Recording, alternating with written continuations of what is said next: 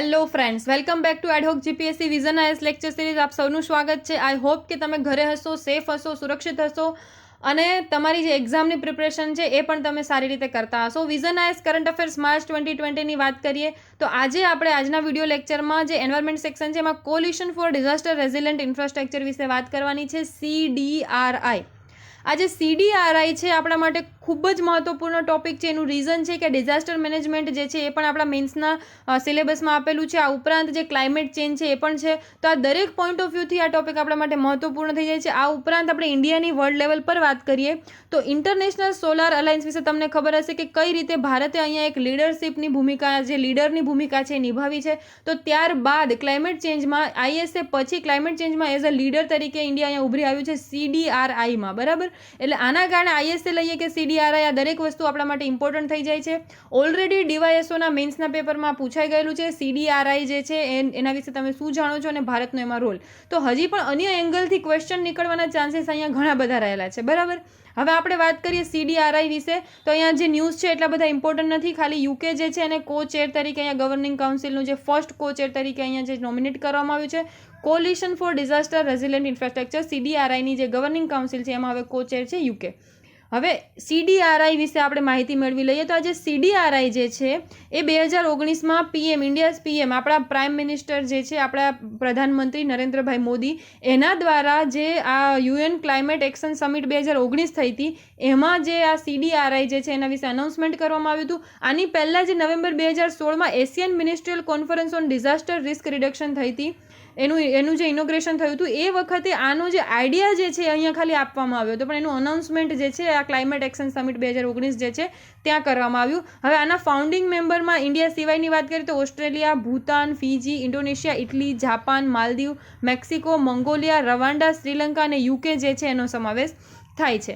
હવે આ શું છે CDRI? CDRI એક વોલેન્ટિયરી ઇન્ટરનેશનલ ગ્રુપિંગ છે. વોલેન્ટિયરી એમાં લોકો દેશ જે છે જોઈન થઈ શકે છે અને વોલેન્ટિયરી ઇન્ટરનેશનલ ગ્રુપ છે કે જે વિવિધ ગવર્મેન્ટ હોય, અલગ અલગ દેશની સરકાર છે, UNની એજન્સી છે, બેંક છે, પ્રાઇવેટ સેક્ટરને ગ્રુપ છે, એકેડેમિયા છે, આ દરેકને જે છે એની વચ્ચે કોલાબરેશન કરે છે જે ડિઝાસ્ટર રેઝિલિયન્સ ઇન્ફ્રાસ્ટ્રક્ચર જે છે એને બનાવવા માટે, બરાબર. ડિઝાસ્ટર રેઝિલિયન્ટ ઇન્ફ્રાસ્ટ્રક્ચર એટલે શું? તો અહીંયા ગુજરાતીમાં એને કહેવાશે આપત્તિ પ્રતિરોધી આંતરમાળખું, કે જે આપત્તિની સામે પણ ટકી રહે. ફ્લડ આવે, પૂર આવે, દુકાળ પડે કે પછી કોઈ પણ અન્ય જે સાયક્લોન કે વાવાઝોડું હોય, આ રીતનું કંઈ પણ વસ્તુ થાય એ વખતે પણ અહીંયા જે છે ઇન્ફ્રાસ્ટ્રક્ચર એવું બનાવવાનું કે એ વખતે પણ એની સામે ટકી રહે. એટલે આપત્તિ પ્રતિરોધી ઇન્ફ્રાસ્ટ્રક્ચર જે છે બનાવવાની વાત.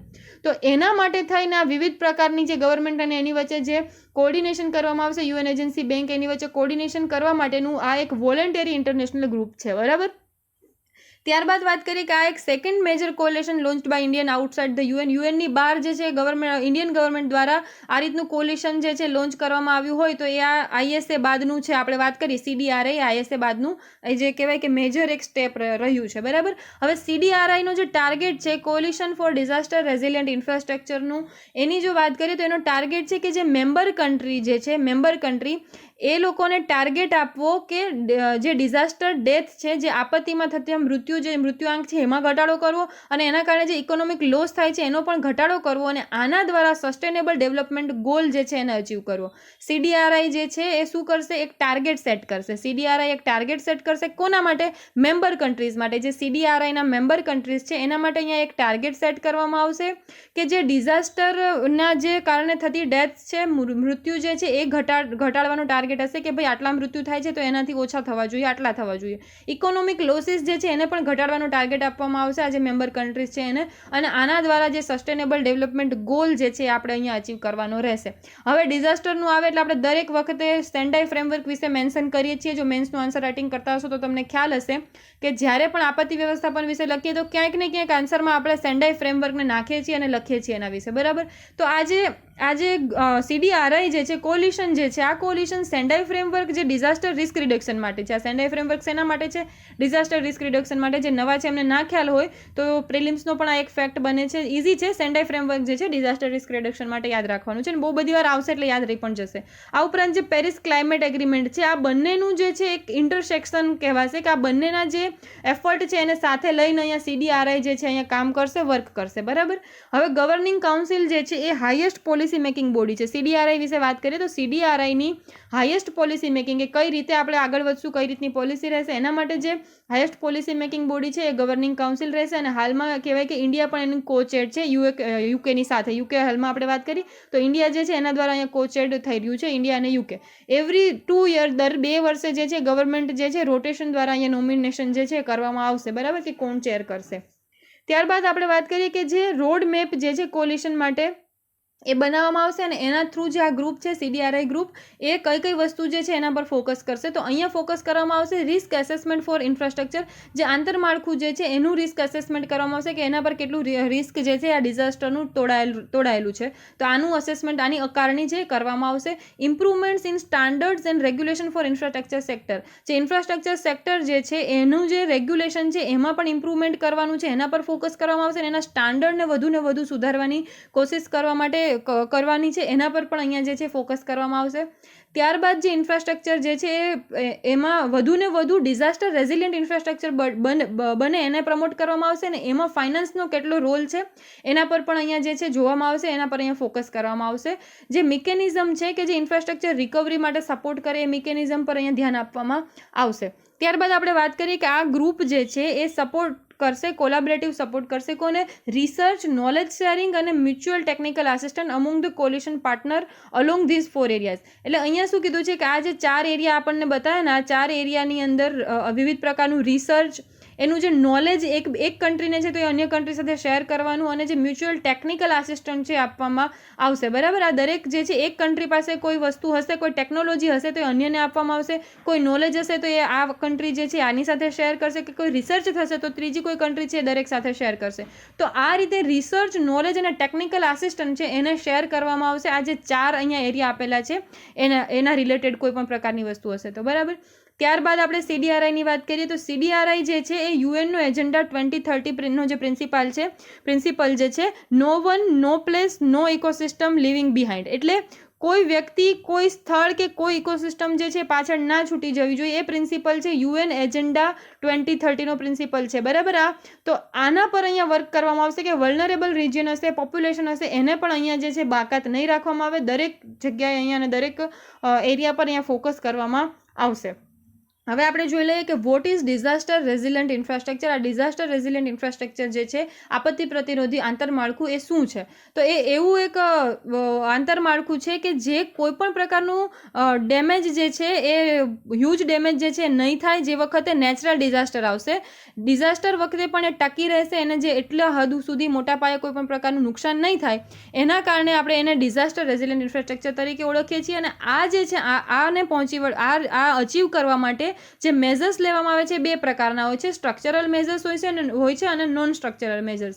હવે સ્ટ્રક્ચરલ મેઝર્સની વાત કરીએ તો એમાં શેનો સમાવેશ થાય છે? તો કે એન્જિનિયરિંગ ડિઝાઇન, કે ભાઈ આ રીતની એન્જિનિયરિંગ ડિઝાઇન હોવી જોઈએ કે જેથી કરીને આંતરમાળખું છે ડિઝાસ્ટર વખતે પણ ટકી રહેશે.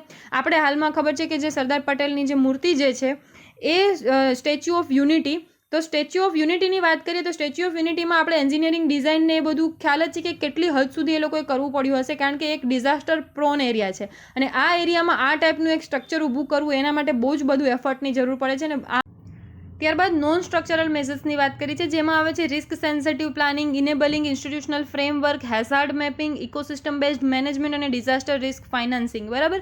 કે ડિઝાસ્ટર થઈ જાય પછી પણ આપણે જો રિસ્ક છે તો એના પછી શું, તો એ રીતના જે સ્ટેપ છે એ પણ અહીંયા જે નોન સ્ટ્રક્ચરલ મેઝર્સ છે એમાં સમાવેશ કરવામાં આવે છે. એટલે અહીંયા એવું કીધું છે કે જે રેઝિલિયન્ટ ઇન્ફ્રાસ્ટ્રક્ચર જે છે એ લોકોના વેલબિંગ, ક્વોલિટી ઓફ લાઈફ અને ઇકોનોમિક પ્રોસ્પેક્ટિવથી પણ આપણા માટે બહુ જ મહત્વપૂર્ણ થઈ જાય છે કે જે ઇન્ફ્રાસ્ટ્રક્ચર છે રેઝિલિયન્ટ હોવું જોઈએ, પ્રતિરોધી હોવું જોઈએ. હવે અહીંયા આપણે CDRI અને ISA જે છે એના વિશે ઉપરથી થોડુંક જાણી લઈએ કે CDRI અને ઇન્ટરનેશનલ સોલર અલાયન્સ છે એ શું છે. હવે અહીંયા એવું કીધું છે કે ISAનું જે એફર્ટ છે, ISAનું જે કોમ્પ્લિમેન્ટિંગ એફર્ટ છે એના રૂપે જ અહીંયા CDRI જે છે એ અહીંયા બહાર આવી છે, એ રીતનું ગ્રુપ જે છે બનાવવામાં આવ્યું છે. ISA જે છે એ ક્લાઇમેટ ચેન્જ મિટિગેશન માટે છે, કે કઈ રીતે ક્લાઇમેટ ચેન્જને આપણે ઘટાડી શકીએ એના માટે છે ISA. જ્યારે CDRIની વાત કરીએ તો આ રીતનો પ્રશ્ન પણ જો તમને પૂછી શકે છે કે ISA અને CDRIને કમ્પેર કરો, કે કોઈ પણ રીતે, કે યા તો એવો પ્રશ્ન પૂછી શકે છે કે જે ભારત જે છે હાલમાં જે વર્લ્ડ લેવલ પર કઈ રીતે લીડરશિપનો રોલ અહીંયા પ્લે કરી રહ્યો છે છે ક્લાઇમેટ ચેન્જને લઈને. તો એ વખતે આપણને CDRI કદાચ મગજમાં ના આવે, પણ અહીંયા આપણે એ ધ્યાન રાખવાનું છે કે આવું આવે ત્યારે ISAની સાથે આપણે CDRI જે છે એને પણ અહીંયા મેન્શન કરવાનું રહેશે કે ઇન્ડિયા જે છે અહીંયા લીડરશિપના રોલ અહીંયા જે છે ગ્લોબલ લેવલ પર, વર્લ્ડ લેવલ પર પ્લે કરી રહી છે.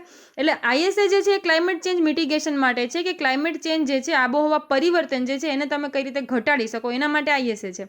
હવે આ આબોહવા પરિવર્તન થયું છે એના કારણે જે ડિઝાસ્ટર આવી રહ્યા છે, એ ડિઝાસ્ટરની સામે ટકી રહેવા માટેનું જે ઇન્ફ્રાસ્ટ્રક્ચર છે, એટલે આ બાદના પગલાં છે. જ્યારે ISA જે છે પહેલાંનું છે, બરાબર. ક્લાઇમેટ ચેન્જ પહેલાં તમે કઈ રીતે એને રોકી શકો છો. હવે ક્લાઇમેટ ચેન્જ જે આપણે ઓલરેડી નુકસાન કરી દીધું છે એના કારણે આપણે જે અત્યારે ડિઝાસ્ટરને એ બધો સામનો કરી રહ્યા છીએ, તો એની સામે કઈ રીતે ટકી રહેવું એના માટે CDRI છે, બરાબર. એટલે ઇન્ડિયા જે છે હોસ્ટ છે ISAનો. એનું હેડક્વાર્ટર અહીંયા છે ગુડગાંવમાં, બરાબર. ગુડગાંવના ISAનું હેડક્વાર્ટર છે. જ્યારે CDRIનું જો વાત કરીએ તો એનું જે સેક્રેટેરિએટ છે એ ન્યૂ દિલ્હીમાં જે છે, એટલે ઇન્ડિયામાં જ છે આ બંનેના જે હેડક્વાર્ટર કહેવાય, બરાબર. India is seeking to obtain a leadership role globally in matters related to the climate change. આ બે ઇનિશિયેટિવથી આપણે કહી શકીએ કે હાલમાં ઇન્ડિયા જે છે લીડરશિપ રોલ જે છે એ પ્લે કરી રહ્યું છે. આવું સ્ટેટમેન્ટ આપી દીધું હોય સીધું કે ઇન્ડિયા જે છે હાલમાં લીડરશિપ રોલ પ્લે કરી રહ્યું છે ગ્લોબલ લેવલ પર ક્લાઇમેટ ચેન્જના રિલેટેડ, બરાબર. તો અહીંયા બે ઇનિશિયેટિવ જે છે એને ખાસ મેન્શન કરવા આપણે પડે કે CDRI અને ISA. આ ઉપરાંત પણ અન્ય જે આપણે સસ્ટેનેબલ ડેવલપમેન્ટ ગોલને અચીવ કરવા માટે જે પણ પોલિસીઝ હોય આ તે દરેક વસ્તુ લખવાની થાય, પણ આ બે જે છે મેઇન અહીંયા આપણા ઇનિશિયેટિવ છે ઇન્ડિયાના ગ્લોબલ લેવલ પર. આઈ હોપ આપને આ વિડીયો સારો લાગ્યો હશે. Thank you very much.